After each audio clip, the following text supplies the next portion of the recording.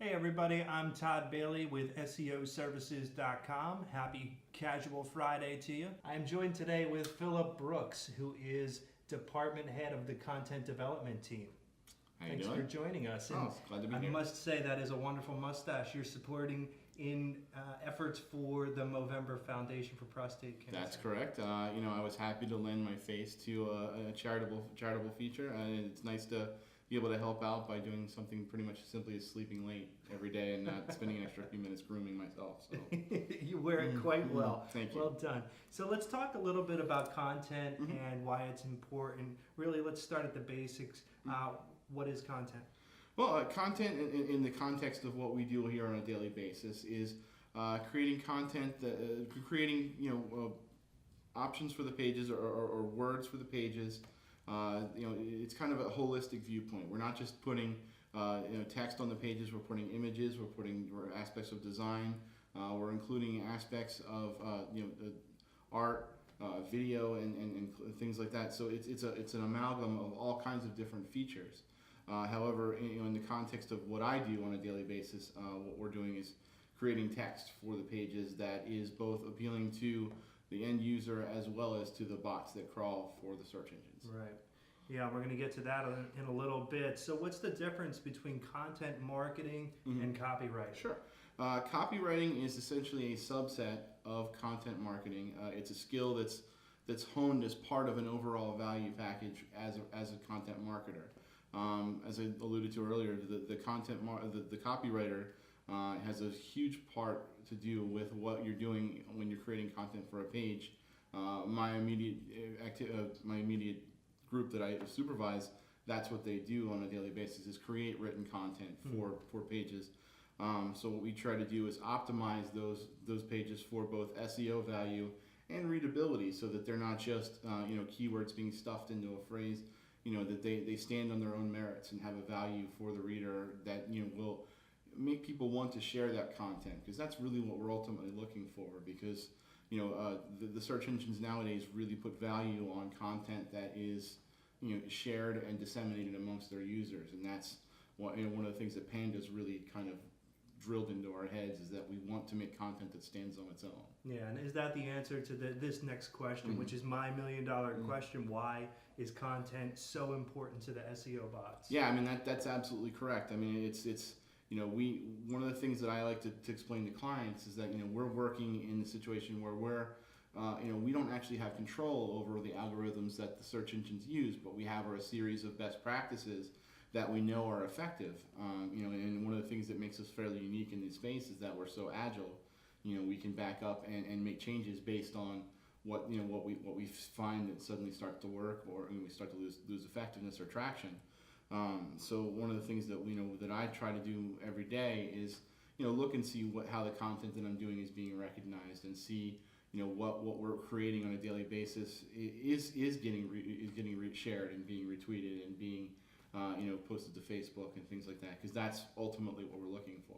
Yeah, it is somewhat of a monumental task, and we think about an editor and some of the algorithms and how important grammar is related to content. Why don't you just talk a little bit about that fine line? How do you balance content between the user versus the SEO bot? Sure.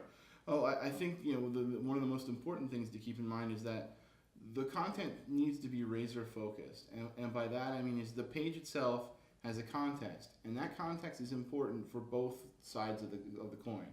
The user, when they go there, want to know exactly what is going to be on that page based on all the context, inclusive of the meta tags, Right, the URL itself, and in a lot of ways the bots work the same way.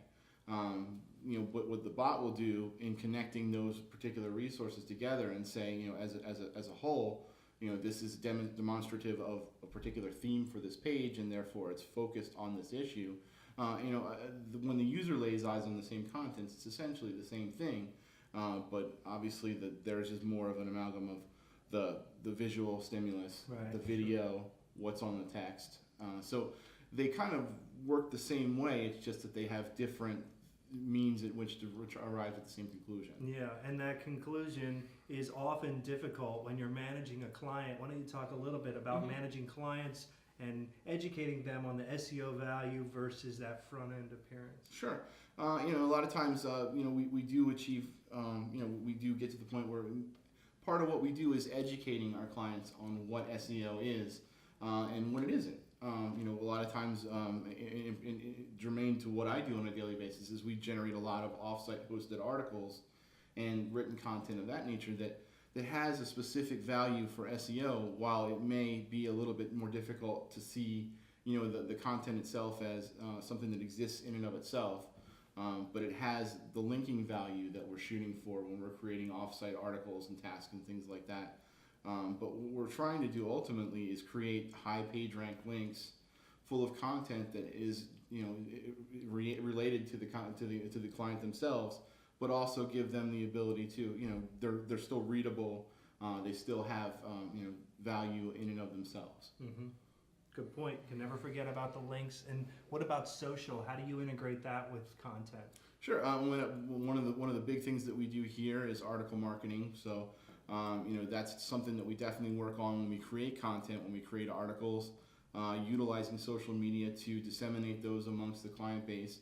For example, if we have a client, we want to make sure that they're fully immersed in the social media space. So we have all those avenues available to us and to them to disseminate the content we're creating for them. So, anything that we feel is relevant, we're going to put up for them on their Facebook page. We're going to retweet, we're going to Twitter, we're going to use their blogs or, offsite blogs that we also make a lot of use out of as well. We have a lot of blogging partners that we can make use of to, create relevant and high page rank links by retweeting, by sharing that information as well. So we have a lot of different, tactics that we can use to take social media and utilize it as much as possible for SEO value. Wow, that's great. And, to be honest, with all the videos that we do here at SEOservices.com, this could be one of the more important ones, because Google tells us specifically that content is king. They want to serve up the most relevant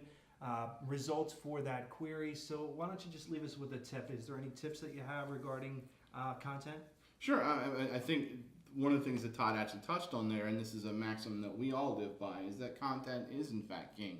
What I like to do is kind of take the actual side of explaining how sales works, which is that, in creating a sales proposal, you're creating content that you're using to appeal to a specific voice or a specific consumer.